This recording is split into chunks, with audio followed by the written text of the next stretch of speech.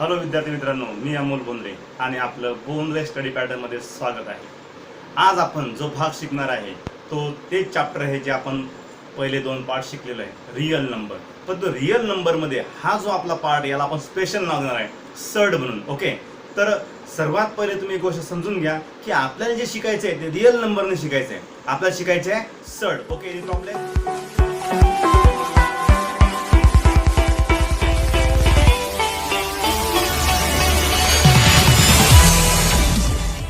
What is mean by surd? SURD, surd. What is mean by surd? जर विचारलं तर surd काय असतं? सर्ड एकच असतं, इरॅशनल नंबरला सर्ड असं म्हणतात। परंतु सरळ सरळ आपल्याला म्हणता येणार नाही, काही रूल्स आहेत। ते रूल्स पहा कसे आहेत। जर तुम्हाला म्हटलं what is mean by surd, तर आपण ते डिफिनेशन कसे तयार करू पहा। आपण असं म्हणू की फॉर एक्झाम्पल हा सर्ड आहे, अंडर रूट म्हणजे nth रूट ऑफ ए। आपण 8th क्लासमध्ये शिकलो होतो, nth root of A is a surd. Why? Because a is a positive rational number. Means जो आपला हा जो a आहे, समजून घेऊ आपण, हा जो आपला a आहे हा कसा पाहिजे? आपल्याला पॉझिटिव्ह पाहिजे। समजा मायनस a असेल तर तो सर्ड राहणार का? नाही राहणार। कारण काय की -5 असलं तर हे सर्ड नाही आहे। फक्त काय आहे की फक्त 5 असलं तर सर्ड आहे। ओके, नंतर n is the order. n is the order म्हणजे ही n आहे, ही n ऑर्डर आहे। आता समजा इथे n नसेल, फॉर एक्झाम्पल मी इथे 27 लिहिले, इथे n नाही आहे, मग n नाही याचा अर्थ ऑर्डर काय झाली? 2। जी दिसत नाही ती ऑर्डर म्हणजे 2। आणि इथे 3 असू शकतो, इथे 4 असू शकतो, इथे 5 असू शकतो। आता काही विद्यार्थी लिहिताना असं लिहिणार का 5 अंडर रूट 7, रॉंग। समजून घ्या पहिले व्यवस्थित की हा जो 5 आहे हा या जो हे जे साइन आहे या साइनच्या आत पाहिजे, इथे एक्झॅक्ट पाहिजे। हा जर सपोज 5 जर बाहेर गेला तर याचा रूल चेंज होतो। हे बरेचसे विद्यार्थी चुका करतात, त्याच्यामुळे इथे तुम्ही व्यवस्थित लक्ष द्यायचं की हा 5 किंवा 3 किंवा कोणताही जर रूट असेल तर तो आतमध्ये लिहायचा या। ओके, तर आता हे झालं आपल्याला ऑर्डर बद्दल माहिती झाले। आणि ऑर्डर कशी पाहिजे? Natural number. नॅचरल नंबर म्हणजे काय? Positive rational number. कोणता? Positive natural number. काय लक्ष द्या शब्दाकडे, पॉझिटिव्ह नॅचरल नंबर। ओके, नंतर हे तर आहे, समजा nth root of A is an irrational number. हे तुम्हाला अगोदरच सांगितलेलं आहे, म्हणजे इथे it is called as surd. Okay, तर सर्डची डेफिनेशन काय होणार आहे? A is the positive rational number, n is the order of the positive natural number. Natural number म्हटल्यानंतर पॉझिटिव्ह असतोच, काही पॉझिटिव्ह बनण्याची गरज नाही। आणि nth root of A is the irrational number is called surd. Surd हा negative नसतो। आता सर्ड कोणते असतात? तर आता मी तुम्हाला सर्ड बद्दल मध्ये सांगतो, येस ऑर नो। ओके, ठीक आहे।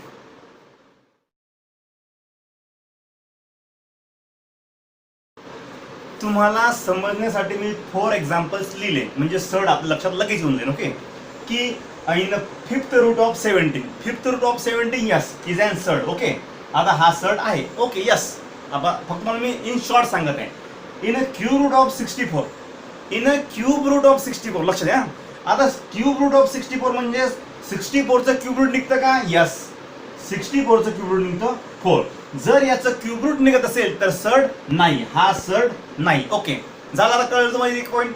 इथे इन स्क्वेअर रूट ऑफ 64 आणि याचं स्क्वेअर रूट काय निघतं? 8 निघतं, म्हणजे याचा अर्थ हा बी काय झाला? सर्ड नाहीये। पहा, दोन्ही एक्झाम्पल मी तुमच्या समोर ठेवलेले आहे। आणि थर्ड एक्झाम्पल मध्ये काय आहे की आतमध्ये जो नंबर आहे हा नंबर कसा आलेला आहे? निगेटिव्ह आलेला आहे। निगेटिव्ह आलेला आहे याचा अर्थ काय झाला की हा सर्ड नाहीच, कारण की इज अन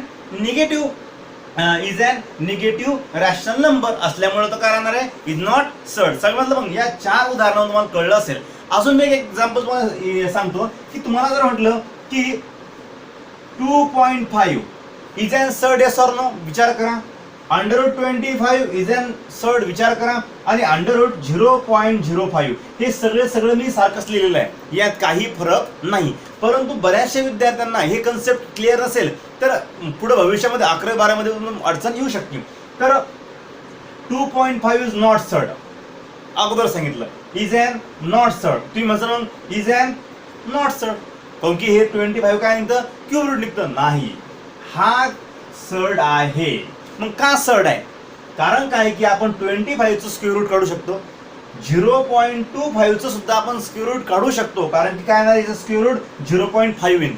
म्हणजे 0.5 इंटू 0.5 म्हणजेच काय 0.25, परंतु याचं स्क्वेअर रूट निघत नाही, 2.5चं स्क्वेअर रूट निघत नाही. जास्त चांगला विद्यार्थी, जो सेन्सिटिव्ह विद्यार्थी असेल, ज्याला बेसिक कन्सेप्ट पॉईंटचे माहीत असतील, त्याला लगेच कळणार की अरे हो बरोबर आहे की 2.5चं स्क्वेअर रूट निघत नाही. कोणाचा निघतो स्क्वेअर रूट? 2.25चा निघतो. Okay, any problem? 0.25चा निघतो. Okay, any problem? समजलं नसेल तुम्हाला की सड कसं ओळखायचं.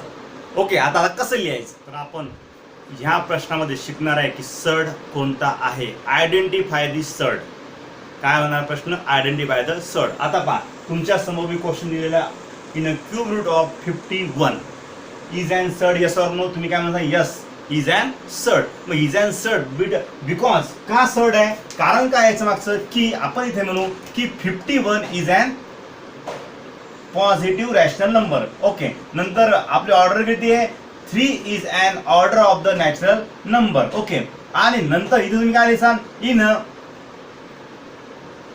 Cube root of 51 is and irrational number. म्हणजेच काय झालं? इज अ सड. हा आपला पहिला प्रश्न झाला. हा दुसरा प्रश्न आहे, फोर्थ रूट ऑफ 64. नॉलेजचं खूप काम आहे. Fourth root of 64 is and surd, yes or no. तर आपण काय म्हणू की फोर्थ रूट ऑफ, सोल्युशन काय येणार आपलं? Fourth root of 64 is not surd. मग का? बिकॉज फोर्थ रूट ऑफ 64 ची व्हॅल्यू येते 2. पहा कशी येते? 2 इंटू 2 इंटू 2 इंटू 2 जर केले तर किती होणार आहे? 2 टू ज 4, 4 टू ज 8, 8 टू ज 16. म्हणजे याचा अर्थ हा जर 2 चा 4 पॉवर आहे म्हणजे 64 आपला आन्सर आलं. म्हणजे आपण याला लिहिताना अजून कसं लिहिणार आहे? असं लिहिणार आपण की fourth under root 64 is not irrational number. Okay, समजलं? मग लिहायचं कसं हे तुम्हाला कळलं असेल. Okay, any problem? आता नेक्स्ट क्वेश्चन पहा. म्हणजे मला एकाच प्रश्नामध्ये काय सांगितलं? इज अँड सड असलं कसं लिहायचं? इज नॉट सड म्हटलं तर त्याची व्हॅल्यू लिहायची. आता सपोज इथे मायनस आला असतं, आपण काय म्हणलं? Is and negative. झालं का? Because is and is not surd because negative असं आलं असतं आपण इन शॉर्ट मध्ये. Okay, any problem? तर नेक्स्ट क्वेश्चन. आता तुमच्यासमोर जो प्रश्न आहे तो आहे अंडर रूट 22/7 असा क्वेश्चन आहे. तर इज अँड काय? सड. कारण की तुम्हाला सांगितलेलं जो इररॅशनल नंबर असेल तो सड असतोच. म्हणजेच काय होणार आहे की आपण असं लिहू की 22/7 म्हणजे हा कोण झाला? रॅशनल नंबर पण झाला, positive rational number. Is an order किती आहे? 2 इज अन ऑर्डर, आणि in root of 22/7 is an irrational number. तर सगळ्यांना कळलं असेल. तुमच्या पुस्तकापेक्षा जास्त एक्झाम्पल मी तुम्हाला समजून सांगितलेले आहे या व्हिडिओमध्ये. Be carefully, no problem. काही अडचण असेल तुम्ही व्हॉट्सअप किंवा कॉल कधी करू शकता. ओके, तर चला पाहूया आता next question. So easy question.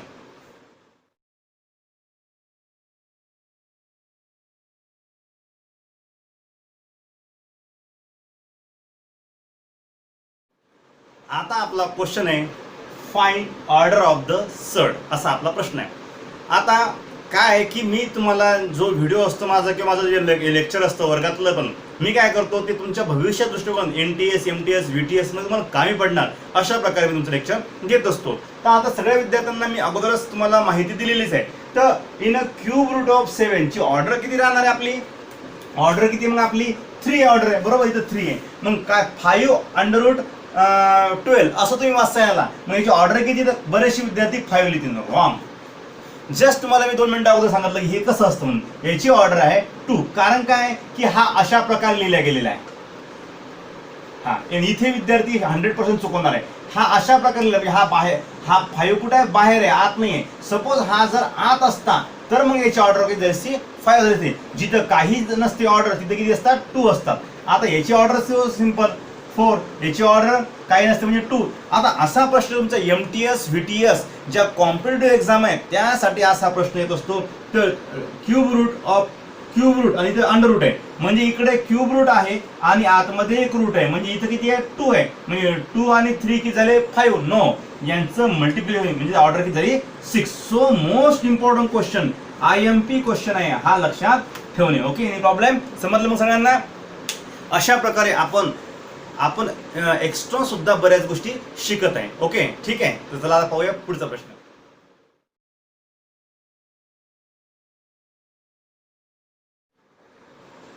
विद्यार्थ्यांनो, तुमच्या पुस्तकामध्ये प्रश्न दिलेला असेल की पेअर ऑफ द सर्ड, परंतु मी जो प्रश्न आहे तो घेत आहे simplify the given surd. Me simplify काय घेत आहे, ज्यावेळेस आपण सिम्प्लिफाय शिकणार आहे त्याच वेळेस आपल्याला हे पेअर ऑफ द सेट तयार करता येईल, अगोदर ते तयार करता येत नाही. म्हणून मी काय सिम्प्लिफाय हे शिकत असताना तुम्हाला क्यूब रूट आणि स्क्वेअर रूट माहीत पाहिजे. सो सिम्पल स्टेप फक्त केअरफुली लक्ष द्या. तर आता पहा, याच्यामध्ये काय झालं 27ला सिम्प्लिफाय करायचं आहे. मग सिम्प्लिफाय कसं करायचं पाहता, हळूहळू तुम्हाला कळणारच आहे पुढं की तुम्ही काय करायचं की एक जो आहे एक याचा स्क्वेअर रूट निघला पाहिजे, एक स्क्वेअर रूट निघला नाही पाहिजे, दोघांचाही. आपण दोघंही सोबत सॉल्व्ह करू. आता याचा स्क्वेअर रूट कोण आहे 27 कोणत्या पाड्यामध्ये येते 9च्या. 9 इंटू किती 9 इंटू 3. Okay, 9 into 3. ओके, आता इथे काय येणार आहे 25 इंटू 2. पहा, म्हणजे स्क्वेअर रूट किती आला 25 निघतो आणि 2 चा निघत नाही. म्हणजे आपल्याला सिम्प्लिफाय द सर्ड करत असताना एक काय निघला पाहिजे स्क्वेअर रूट, किंवा मग ऑर्डर प्रमाणे ऑर्डर जर 2 असेल तर स्क्वेअर रूट, ऑर्डर जर 3 असेल तर क्यूब रूट, ऑर्डर जर 4 असेल तर 4th रूट असं निघलं पाहिजे. आता ह्याच्यामध्ये ऑर्डर 2 असल्यामुळे याचा एक स्क्वेअर तयार केला, याचा स्क्वेअर केला आणि याला बॅलन्स झालं. इथं काही चुकलं नाही, ते आपण बॅलन्स केलं. आता विचार जर केला तर आपण एक स्टेप लिहिण्यासाठी तुम्हाला मी याला असं करतो, in cube root in under root 9 into under root 3 लिहितो मी. ओके, अंडर रूट 3 लिहितो. याचा अर्थ काय झालं की अंडर रूट 3चा काय निघतो क्यूब रूट निघतो. म्हणजे आपलं उत्तर काय येणार आहे, आपलं उत्तर इन 3, तुम्हाला कळण्यासाठी 3 अंडर रूट 3 हे झाला आपला अँसर. याचं सिम्प्लिफिकेशन झालं. Okay, any problem? समजलं असेल सगळ्यांना. आता त्याचप्रमाणे हे पहा, याच्यामध्ये बी आपण काय करणार आहे की हा आपला जो आहे दोन्ही तुम्हाला कळण्यासाठी, ठीक आहे. आता मी काय करतो याच्यामध्ये इंटू 2. ओके, अशा प्रकारे मी लिहिलं. आता हा जो आहे माझा हा 25 in under root 25 into under root 2 हे झालं. परंतु अंडर रूट 25चं स्क्वेअर रूट निघतं, त्याला 5 आणि 2चं स्क्वेअर रूट निघतं का नाही, तर मग मी लिहिलं अंडर रूट 2. म्हणजे अशा प्रकारे तुम्ही काय करू शकता, त्याला सिम्प्लिफाय असं म्हणतात. म्हणजे आपल्याला काय माहित पाहिजे स्क्वेअर रूट पाहिजे. हे 2 एक्झाम्पल रिपीट पहा, म्हणजे मला अजून कळणार. Okay, any problem? तर नेक्स्ट एक्झाम्पल पाहूया. आता नेक्स्ट क्वेश्चन जो आहे तर नेक्स्ट क्वेश्चन मध्ये तुम्हाला तेच करायचं आहे. Okay, find simplify. ओके, आता 250 असा तयार करा की एक काय निघलं पाहिजे स्क्वेअर रूट, म्हणजे एक स्क्वेअर रूट काय निघेल 25 इंटू 10. ओके, मग याचा अर्थ काय राहणार आहे की इथे हा जो 10 आहे याचं स्क्वेअर रूट निघत नाही, पण 25चं निघते. म्हणून आपण काय केलं की 25. ओके, 25चं स्क्वेअर रूट काय आलं 5. ओके, आणि अंडर रूट 10चं निघत नाही, म्हणून हे झाला तुमचा सिम्पलेस्ट फॉर्म. हे आलं म्हणजे समोरचे जे डॅशिंग एक्झाम्पल आहेत ते आपल्याला जमणार आहे. आता त्याचप्रमाणे 112 मध्ये जर आपण विचार केला, 112 मध्ये आपण तर हा कोणाचा निघतो पॉवर 112. हा कोणत्या टेबलमध्ये जो कोणता स्क्वेअर रूट निघतो. मग तुम्ही काय करायचं त्याला, याला सपोज 2 ने डिवाइड करून पाहायचं, म्हणजे 4 ने डिवाइड करून पाहायचं, 9 ने डिवाइड करून पाहायचं, 6 ने डिवाइड करून पाहायचं, 25 ने डिवाइड करून पाहायचं, यानं काउंट डिवाइड करून पाहायचं आपल्याला, कारण की मग आपल्याला समजणार आहे. ओके, आता फॉर एक्झाम्पल माझा टेबल पार्ट आहे, मला माहिती आहे 16 इंटू साइन 7 असं येतं पहा. ओके, 16 7 167 बरोबर, राईट. म्हणजेच जर विचार केला तर मी इथे लिहिणार आहे 16 आणि इथे लिहिणार आहे 7. मीन्स माझा आन्सर आलं 4 under root 7. Okay, any problem? अशा प्रकारे तुम्ही या सर्डला काय करू सिम्पल करू शकता. Okay, any problem? शिकलो आपण सिम्प्लिफाय. म्हणजे याच्यावर आता आपण जे पेअर ऑफ आपलं जे बुक्समध्ये दिलेलं आहे, बुक्समध्ये काय दिलेलं आहे, classify the given pair of the surd, जो क्वेश्चन होता आपला याच्या अगोदरचा, तो आपण याच्यानुसार सॉल्व्ह करू शकतो. Okay, any problem? कळलं असेल. आपला हा जो प्रश्न आहे, हा प्रश्न आहे क्लासिफाय द गिवन पेअर. त्याच्या गिवन पेअर दिलेल्या आपल्याला, ह्या गिवन पेअरच्या सर्ड लाईक आहे का अनलाईक आहे. आता लाईक आणि अनलाईक मीन्स काय पहा, लक्ष द्या. फॉर एक्झाम्पल तुम्हाला मी समजून सांगतो की सपोज मी 5y लिहिले, 3x लिहिले, 3y लिहिले, 2a लिहिला आणि 7x लिहिले, असे मी अशा प्रकारे लिहिले. मग यांच्यामध्ये लाईक पेअर कोणते. लाईक पेअर आपण काय म्हणू की या ज्या आहेत ह्या ह्या ज्या आहेत y आणि 3y ह्या काय झाल्या लाईक पेअर. नंतर कोणत्या झाल्यात 7x आणि 3y ह्या काय झाल्यात लाईक पेअर झाल्या. पण ह्या 2a ला म्हणजे ह्या व्हेरिएबलला कोणती व्हेरिएबल मॅच होणारा पेअर आहे का नाही. मग याचा अर्थ यांना लाईक पेअर असं म्हणतात. हे तुम्हाला समजलं असेल. परंतु आता हे x झालं, परंतु याच्यामध्ये या उदाहरणात काय झालं, x व्हेरिएबल नाही आहे, याच्यामध्ये सर्ड आहे. मग सर्डच्या लाईक पेअर आपल्याला चेक करणं आहे. फॉर एक्झाम्पल लाईक पेअरला मी तुम्हाला अजून एक एक्झाम्पल देतो की सपोज 7√2 आणि 3√5. आता यांच्या जे सर्ड आहेत हे सारखे नाही म्हणून हे लाईक पेअर नाही आहे. पण इथे समजा जर 2 आलं असेल तर काय झालं असतं, मग हे लाईक पेअर झाल्या असत्या. हे तुम्हाला समजलं की हे लाईक पेअर असतात. ओके तर आता याच्यामध्ये आता आपल्याला लाईक पेअर शोधणं आहे आणि नसेल तर त्याच्यात शोधून आपल्याला चेक करणं आहे. ओके तर आता पाहूया आपण ही लाईक पेअर. आता इथं √52 आहे आणि ते √13 आहे. आता दिसताना तर हे लाईक पेअर नाही आहेत, कारण की आपल्या 100 मध्ये सारखे पाहिजे. म्हणजे आपण एक काम करू, माझा टेबल पार्ट आहे म्हणून मला माहिती आहे की इथे जो आहे इथे असं तयार होणार आहे 4 × 13 पा 1352 म्हणजे इथे उत्तर येणार आहे 2√13. म्हणजे याचा आन्सर हे आलं. ओके याचा आन्सर हे आलं म्हणजे आपल्याला कोणत्या पेअर बनल्या, देअरफॉर याचा आन्सर असं आलं म्हणजे आपण इथं असं लिहिणार आहे 2√13 आणि 5√13 ऑलरेडी आहे. मग आपण is and like pair. Okay same process इथे. आता इथे 68 आहे. मग 68 कोणत्या पाड्यामध्ये येतं म्हणजे आपल्याला सिम्प्लिफाय करावं लागणार आहे. आता 64 आणि 3. मग आता हा 3ला डिवाइड करून पहा. सपोज 1 मिनिट 3 डिवाइड करून पाहतो 64ला.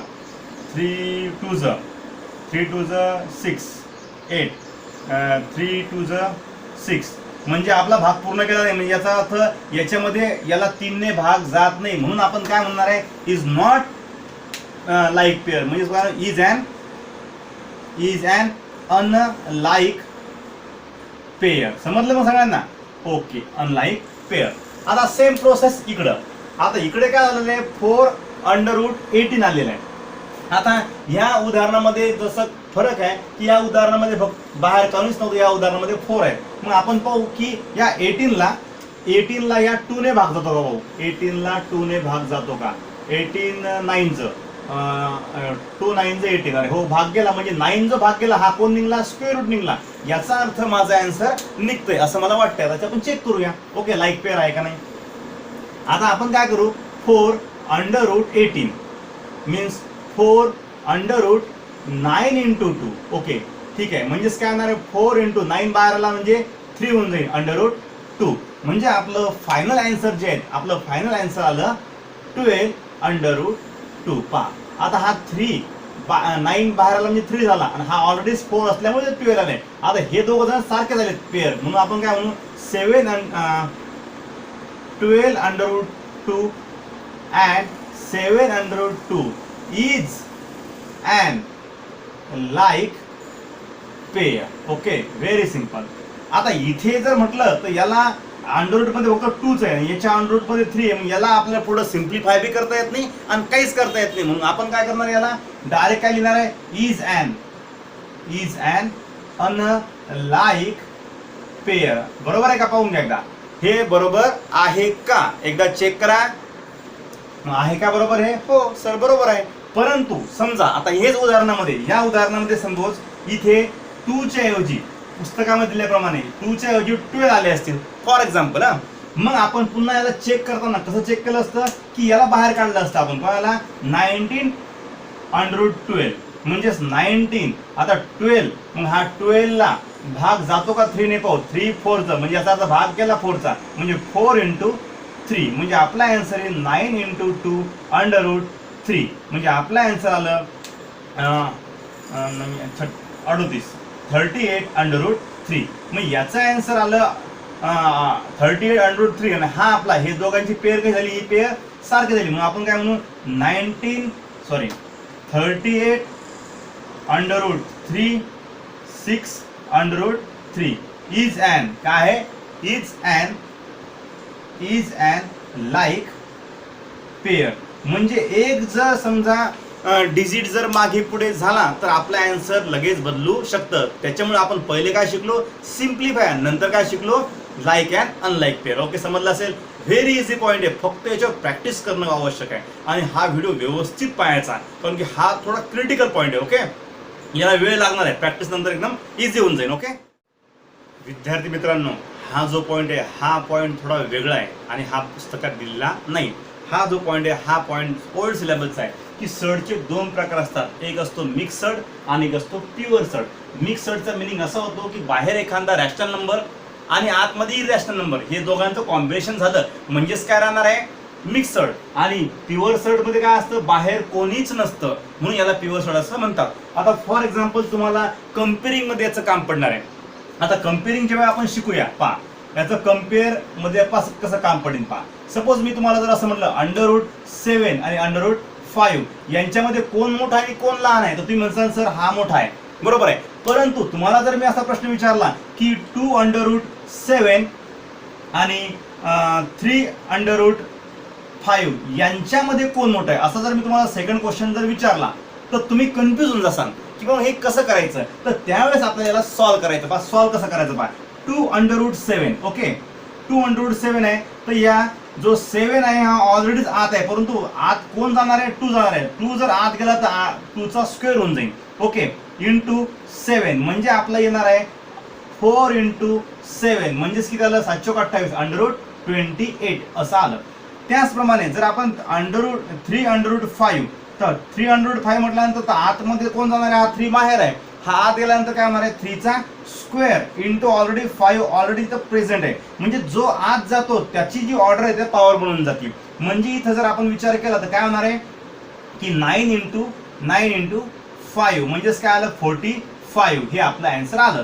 याला म्हणतात प्युअर सड. पहा आपण प्युअर सड मध्ये गेलो का नाही, आणि हे जे होतं हे कोणतं होतं, मिक्स सड होतं. अशा प्रकारे समजवण्यासाठी मला तुम्हाला प्रयत्न मी हा तुमचा केला. म्हणजेच काय होणार आहे की पहिलं जे आपलं उत्तर आलं ते आहे √28 आणि हा √25. मग मोठा कोण आहे विचार जर केला तर मोठा कोण आहे, हा मोठा आहे 45. म्हणजे जर 45 मोठा आहे तर देअरफॉर आपण काय लिहिणार याला की 2√7 is a smaller than 3√5. That is the final answer.